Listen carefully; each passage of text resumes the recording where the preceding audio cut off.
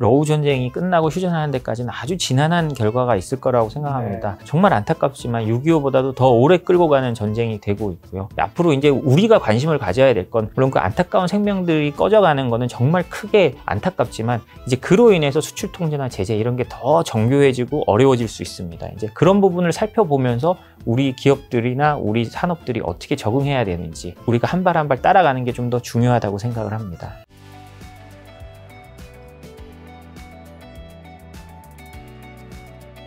자, 트럼프 지지율이 굉장히 많은 논란에도 지금 견고한 지지층을 유지하고 있다고 하는데 몇 퍼센트 정도나 되면서 그리고 핵심 동력은 좀 뭘까요? 트럼프 대통령은 원래 네. 지지층만 보고 정치하는 사람입니다. 네. 트럼프 대통령이 단 한 번도 나는 나를 반대하는 사람, 물론 취임식에서 약간 그런 말을 하긴 했습니다만 우리나라처럼 뭐 아니면 보통의 대통령처럼 나는 뭐 좌우를 통합한다든지 뭐 네. 이런 얘기를 거의 안 하는 사람입니다. 오로지 지지층만 보고 가는 사람이거든요. 그렇다 보니 미국은 솔직히 한국보다 훨씬 더 갈려진 사회입니다. 미국은 뭐 각 주별로 각 주가 거의 다 대부분 우리가 흔히 말하는 스윙 스테이트, 바뀌는 한 50개 주 중에서 있는 7개 주 정도를 빼놓고는 대부분이 그냥 정해져 있거든요. 그렇기 때문에 트럼프 대통령은 그 자신의 지지층 약 40% 되는데 지금 보면 트럼프 대통령의 지지율이 40에서 45% 계속 왔다 갔다 하면서 크게 변화가 없습니다. 그래서 트럼프 대통령은 자신의 핵심 지지층만을 지키려 하는 그 기본 스탠스, 그 1기 때부터도 마찬가지였거든요. 그걸 지키면서 쭉 가기 때문에 그 핵심 지지층이 무너지지 않는 이상 트럼프 대통령은 굳건하다라고 보면 되고요. 물론 뭐 각종 언론에서 뭐 수많은 난리가 있고 뭐 1기 때는 사실 탄핵당할 뻔도 했거든요. 러시아 스캔들 이런 걸로. 뭐 그런 게 있어서 부침은 있겠지만 과거를 보고 지금 이제 쭉 이 트렌드를 봤을 때 트럼프 대통령의 핵심 지지층이 아직 무너지지 않고 있기 때문에 이 40%의 지지율은 웬만하면 계속 갈 것으로 보입니다. 말씀하신 트럼프는 통합보다 지지층 결집에 집중한 정치 스타일을 보이는데 이런 전략의 장단점은 뭘까요?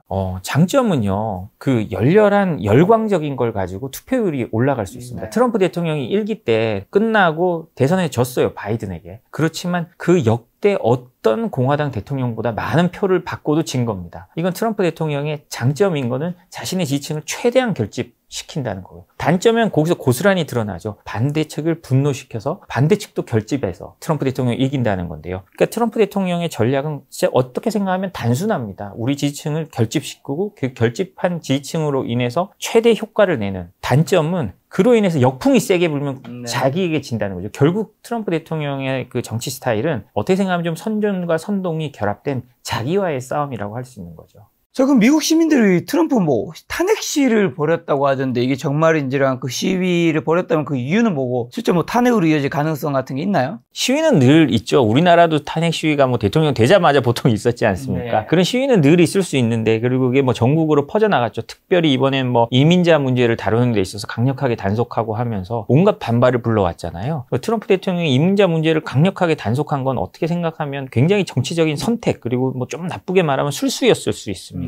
트럼프 대통령이 당선되고 100일, 200일 동안에 한 200개의 딜을 하겠다고 말을 했는데 사실은 거의 딜이 된 게 저희가 알지만 없잖아요. 무역 합의도 영국 정도 하고 베트남이랑 발표했지만 그마저도 베트남 정부에서 공식적으로 확인을 안 해주고 이런 식의 이제 딜이 되고 있기 때문에 그러면 어떻게 해야 되느냐? 눈을 국내로 돌려서 국내에서 자기가 주장했던 이민자 문제나 이런 걸 강력하게 단속하는 모습을 보여준 거거든요. 그러면서 오히려 또 국내에서 아까 말씀드렸듯이 지지층은 지지층대로 결집하고 반대편대로 화가 나면서 탄핵 시위가 들불처럼 일어났는데요. 근데 이거는 명확합니다. 미국은 지금까지 대통령 탄핵을 한 적이 없는 나라고요. 그리고 앞으로도 이 정도 가지고 탄핵될 가능성은 없습니다. 왜냐하면 제가 말씀드렸듯이 트럼프 대통령의 지지층은 아주 견고하고 공화당이 흔들리지 않고 있기 때문에 탄핵될 가능성은 없다고 보면 됩니다. 자, 근데 미군의 전통과 맞지 않는다는 비판에도 불구하고 트럼프가 군사 열병식에 집착한다고요? 이건 무슨 얘기인가요? 트럼프 대통령의 가슴 속에는요, 어떻게 생각하면 좀 강한 지도자를 보여주고 싶은 욕망이 계속 있는 것 같습니다. 트럼프 1기 시절에요. 트럼프 대통령이 프랑스에 가서 열병식을 봅니다. 그런 다음에 돌아와서요, 당시에 제임스 매티스 국방장관이나 그다음에 합참의장 등등을 모아놓고 우리도 하자라고 말을 합니다. 그런데요, 당시에는 그 국방장관이나 이런 사람들이 거절했어요.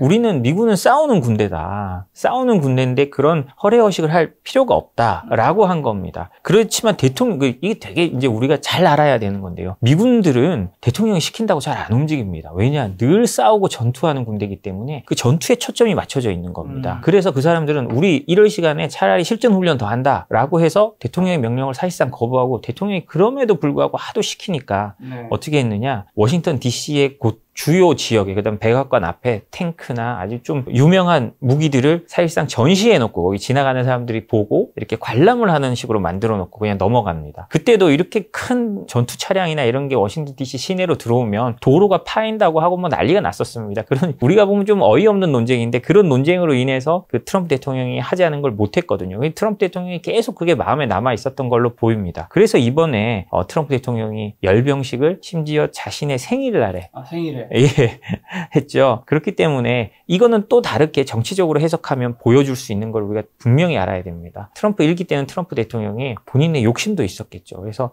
각계 최고라는 사람들로 내각을 만들었습니다. 그때 제임스 매티스 국방장관이라는 사람은 어떤 사람이었냐면요. 해병 사병으로 출발해서 그다음에 사성장군이 되고 그 사성장군이 된 다음에 국방장관이 된 그런 아주 전쟁 영웅이었습니다. 별명도 미친 개라고 불릴 정도로 이라크 전쟁에서 아주 혁혁한 공을 세운 사람이거든요. 해병대를 이끌고 그냥 바그다디로 바로 돌진해 가던 그거를 맡았던 사람입니다. 그런 사람들이 대통령 말을 안 들으니까 이번엔 어떻게 했느냐. 피트 헤그세스 국방장관, 뭐 폭스뉴스 진행자 출신이죠. 뭐 군 경력이 짧게 있지만 그런 분들을 데리고 와서 열병식을 할 수 있도록 분위기를 만든 겁니다. 충성파로만 구성됐다는 게 여기서 또 드러나는 겁니다. 충성파로만 되어 있었기 때문에 1기 때 못한 걸 이번에 할 수 있었다. 그럼요. 이게 우리가 단순히 정세의 문제나 정치적 문제를 읽을 때 겉으로 드러나는 것만 읽으면 안 됩니다. 단순히 충성파로 구성됐다. 그래서 이게 됐구나. 이렇게만 해서는 안 되고요. 이렇게 됐을 때 다음으로 어떻게 넘어갈 수 있을지 우리가 진짜 생각해야 되는데요. 군사 작전이나 이 모든 게 대통령 한마디로 왔다 갔다 할 수 있다는 겁니다. 과거 같으면 대통령이 이렇게 하자, 폭격을 하자라고 해도 국방장관이나 그 밑에서 합참의장이나 이런 사람들이 하면 대통령도 못하는 게 있었다라고 생각을 하면 되지만 지금은 트럼프 대통령의 마음대로 군사작전까지 가능해졌다라는 식으로 읽는 게 더욱 중요하다고 생각을 합니다. 자, 전쟁 개입을 꺼리는 트럼프 지지층조차 중동 개입 문제로 분열한 양상을 보인다고 하는데 이 사건이 트럼프의 향후 정책 결정에 어떤 영향을 좀 미칠 수 있을까요? 그 트럼프 대통령이 이란 전쟁에 직접 참여를 했잖아요. 트럼프 대통령이 된 게 뭡니까? 더 이상 미국은 세계 경찰이 아니다. 그 슬로건 가지고 트럼프 1기 때부터 2기 때까지 계속 이어오는 거잖아요. 그렇죠. 근데 이번에 전쟁을 했단 말이에요. 더군다나 이란과. 이란은 뭐 미국과 직접적인 국력을 따지면 말도 안 되게 작은 나라겠지만 어쨌든 인구가 9천만 명이 넘고 중동의 역사적으로 페르시아라는 중동의 최강국 중에 하나였지 않습니까? 사실 트럼프가 이렇게 끼게 된 건 트럼프가 만약에 그게 한국이나 대만이나 뭐 유럽의 어느 지금 우크라이나 봐도 미국은 근처도 가지 않잖아요. 근데 이렇게 된 건 이스라엘이라는 아주 강한 미국 내 세력이 그다음에 유태인이라는 강한 세력이 받치고 있기 때문에 트럼프 대통령이 이렇게 한 건데요. 그러다 보니 트럼프 대통령 지지층 안에서도 야 전쟁 안 한다면서 라고 갈라진 겁니다. 과거에 아주 유력한 전화 통화를 자주 하는 사람으로 알려진 터커 칼슨, 그것도 폭스뉴스 진행자인데요. 과거에 트럼프 대통령이 이란에 대해서 어떤 정책 결정을 할 때 터커 칼슨이랑 많이 통화를 했다고 합니다. 그런 게 뭐 많이 나오는데요. 이 사람이 트럼프 대통령을 직격했죠. 이러면 안 된다라고. 지금 거의 사이가 벌어져가지고 서로 아주 독서를 주고받고 있습니다. 그래서 이런 문제는 트럼프 대통령이 아주 이례적인 결정이라고 봐야 되고요. 그래서 당연히 지지층에 약간의 분열 양상은 가져왔지만 문제는 이게 만약에 그래서 그 미국이 이란과의 전쟁의 수렁으로 아주 깊이 들어갔다면 지지층이 찢어졌을 수 있지만 그게 폭격 몇 번으로 이제 거의 마무리되는 상황으로 가면서 지지층이 크게 안 흔들렸지 어쨌든 그 행동을 두고는 계속 지지층 안에서도 갑론을박이 일어나고 있는 건 사실입니다. 자, 그럼 트럼프 대통령이 G7 정상회의에서 조기 귀국한 것은 동맹국들 압박을 피하려는 해피로 해석할 수 있을까요? 아니면 어떤 의도였을까요? 저는 그렇게 생각을 합니다. 왜냐하면 당시에 G7 국가의 정상들이 가면서 다 한마디씩 하고 간 게 뭐냐면 우리는 가가지고 러시아 제재에 대한 트럼프 대통령이 지지를 이끌어내겠다라고 말을 하고 갔습니다. 왜냐, 그 유럽이 지난달부터 그 제18차 대러 제재. 지금 유럽은 거의 한 달마다 러시아에 대한 제재를 계속 발표하고 있거든요. 그 왜 그러냐면 어쩌면 당연합니다. 1월 달에 제재를 해놓으면 러시아가 그 사이에 구멍을 찾아서 또 제재를 회피하고 있을 거 아니에요? 그럼 2월 달에 또 그걸 막는 제재를 발표하고 해야 됩니다. 그래서 지금 18차 제재까지 왔거든요. 18차 제재를 하면서 러시아 유가 상한이 지금 $60인데 그거를 그때 당시 보도로는 뭐 한 $45 뭐 더 낮추겠다 이렇게까지 나왔습니다. 러시아의 가장 큰 수입원이 원유 수입이니까 그거를 잘라버려서 전쟁 수행을 못하겠다라고 하는 건데요. 트럼프 대통령이 요리조리 답을 안 하고 피해 다니는 겁니다. 그러면서 그때 일찍 들어와 버렸거든요. 그때 조기 귀국한 건 그런 압박받는 모습을 본인이 보여주기도 싫은 것도 있고, 그래서 사실은 뭐 트럼프 대통령은 본인 마음대로 하는 방식을 많이 택하니까요. 전략이든 아니든 그런 상황에서 이제 상대방 국가들한테 이런저런 얘기 듣는 걸 꺼려했을 가능성이 높다고 생각합니다. 저는 그래서 우리가 모르는 아주 비밀리에 중요한 일이 있었을 수는 있겠지만 저는 그런 모습을 보여주기 싫어서 일찍 돌아오거나 의도적으로 회피한 거 아닌가라고 생각을 합니다. 그럼 트럼프가 최근 G7 정상회의에서 러시아에 대한 제재는 완화하기로 했나요? 강화하기로 했나요? 지금 트럼프 대통령 화가 많이 났죠. 푸틴하고 전화할 때마다 푸틴이 곧 전쟁 그만둘 거다, 뭐 휴전할 거다, 휴전 생각 있다라고 했지만 이번에 완전히 속은 게 이제 드러났죠. 그래서 오늘입니다. 그러니까 미국 시간으로 14일, 한국 시간으로 이제 15일이죠. 트럼프 대통령이 러시아에 대한 제재를 강화하겠다라는 걸 했는데 거기도 이제 토를 달았습니다. 50일 안에 휴전하지 않으면 러시아에 관세 100%를 부과하겠다라고 했거든요. 근데 사실 이것도 그렇게 센 건 아닙니다. 왜냐하면 러시아에서 미국으로 수출하는 양이 많지 않기 때문에 러시아가 미국이 100% 관세를 부과하든 말든 크게 동요하지 않을 수 있거든요. 그리고 미 상원이나 이런 데서 통과시켜 놓은 법안들은 그것보다 훨씬 더 광범위하게 러시아를 압박할 수 있도록 해놨습니다. 어떤 법안이냐면 러시아와 거래하는 국가들에 대해서는 관세를 500%까지 징벌적 관세를 매길 수 있도록 해놨거든요. 거기에 대해서는 말을 안 하고 러시아에 대해서 100%를 매기겠다고 하니까 사실 제가 러시아라면 거기에 겁을 안 낼 것 같아요. 푸틴 대통령이 방송에서도 말하고 여러 군데서 말하는데 우린 절대로 미국의 제재나 서방의 그 수출 통제 이런 데 굴복해서는 안 된다. 그건 멍청이들이다. 트럼프를 대해서 한 말은 아니지만 사실상 트럼프를 겨냥해서 멍청이라는 표현을 쓸 수 있을 만큼 지금 푸틴이 자신감이 붙었거든요. 근데 그런 상황에서 지금 100% 이걸 가지고 푸틴이 물러설까는 저는 솔직히 의문이긴 합니다. 그렇지만 어쨌든 트럼프 대통령이 이제 나는 더 이상 푸틴에게 속지 않는다. 내가 푸틴하고 통화할 때마다 러시아는 우크라이나에 미사일하고 드론을 더 날려보내더라 이렇게까지 말을 했으니까요. 트럼프 대통령도 상당히 러시아나 푸틴의 입장에 대해서 과거에는 협상을 위해서라도 우리가 좀 강하게 나가지 않아야 된다라고 생각을 했는데 이제 생각이 조금 바뀌어가는 그런 과정일 가능성이 높을 것 같습니다. 생각이 바뀌어가고 있다면 앞으로 러시아의 정책에 대해서 이제 변화가 좀 일어나고 이게 러우 전쟁에 어떤 영향을 좀 미칠 수 있을까요?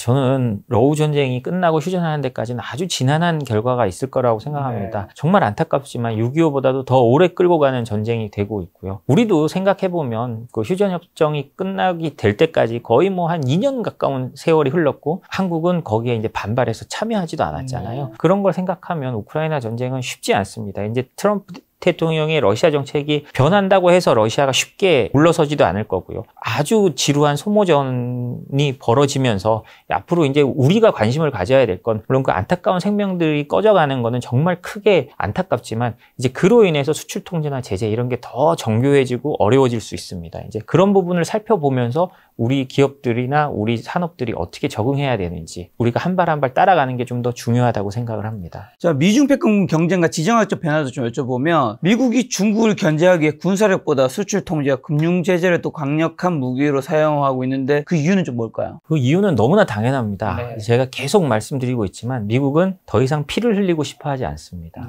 전쟁하고 싶어 하진 않아요. 우크라이나 전선 근처도 가지 않지 않습니까? 우리 생각해 보십시오. 과거에 대한민국에 미군이 거의 200만 명 가까운 미군이 참전했습니다. 아무도 본 적이 없는 이런 나라가 있는지조차 모르는 나라를 위해서 200만 명 정도 되는 미군이 참전해가지고 수만 명이 목숨을 잃었어요. 이제 미군은 그런 거 안 하겠다는 겁니다. 우크라이나 전은 근처도 안 가고 있거든요. 그럼 어떻게 해야 되느냐? 현실적으로 미국이 할 수 있는 패권을 유지하는 전략은 수출 통제와 제재 그리고 그 배경에는 달러라는 어마어마한 패권을 금융 패권이 있는 거죠. 달러를 갖고 있기 때문에 수출 통제와 제재가 되는 겁니다. 우리 위반하면 니들 우리 달러 못 쓰게 할 거야. 이거 위반하면 우리가 니들 우리 시장에 못 팔게 할 거야. 라는 게 미국의 가장 큰 무기고요.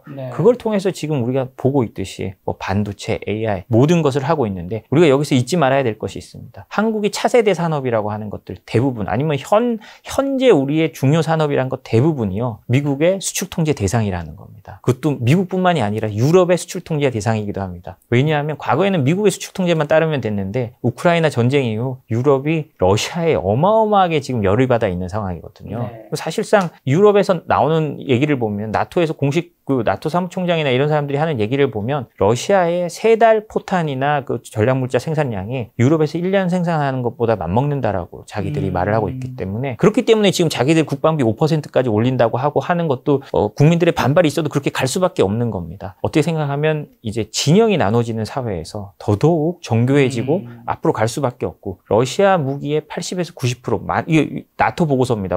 계속 왔다 갔다 하는데 나토 보고서에 따르면 러시아가 전쟁을 수행하는데 필요한 물자의 80에서 90%가 중국에서 오고 있대요. 그러면 어떻게 하겠어요? 거기는 또 중국을 죄일 수밖에 없고 지금 유럽이 새롭게 제재하는 제재안에는 중국 기업들뿐만이 아니라 국경의 은행이지만 중국 은행 두 곳도 들어가 있다고 합니다. 은행을 제재하는 건 또 다른 의미거든요. 이건 아예 동맥을 끊는 면이 있기 때문에 우리가 이제 이런 제재와 수출 통제를 굉장히 의식하고 잘 준비해 가야 되는 그런 시대로 접어들었다고 생각을 합니다. 미국이 중국 AI 반도체도 수출 통제하고 있다면서요? 제가 금방 말씀드렸듯이 AI 반도체도 수출 통제하고 있지만 AI도 반도체도 통제하고 AI 반도체도 통제하는 겁니다. 네. 그렇기 때문에 우리의 차세대 주력 산업으로 하는 거는 대부분 이중용도 물자입니다. 우리가 사실 간단하게도 우리 스타트업들이 무슨 AI 뭘 개발한다고 하잖아요. AI 개발할 수 있고 조그만 업체들도 무슨 AI로 뭐 한다라고 하는데 우리는 그게 너무나 당연해서 아무나 쓸 수 있다고 생각하지만 이제 그런 시대가 아닙니다. 그런 AI 서비스도 잘못해서 홍콩이나 어디 중동의 어디 그 중개업자가 우리도 한번 써볼게 하고 잘못 수출했다가는 바로 제재될 수 있는 거예요. 그게 어디서 어떻게 사용될지 모르기 때문에 AI 반도체나 이런 것도 계속 점점 더 그에 대해서 세분화해서 이제 제재가 또 들어갈 겁니다. 수출 통제도 들어가고요. 그래서 이거는 굉장히 전문적인 영역으로 가고 있기 때문에 이런 부분은 우리가 하는 기업들이나 심지어 스타트업들도 굉장히 조심해서 봐야 된다라고 말씀드리고 싶습니다.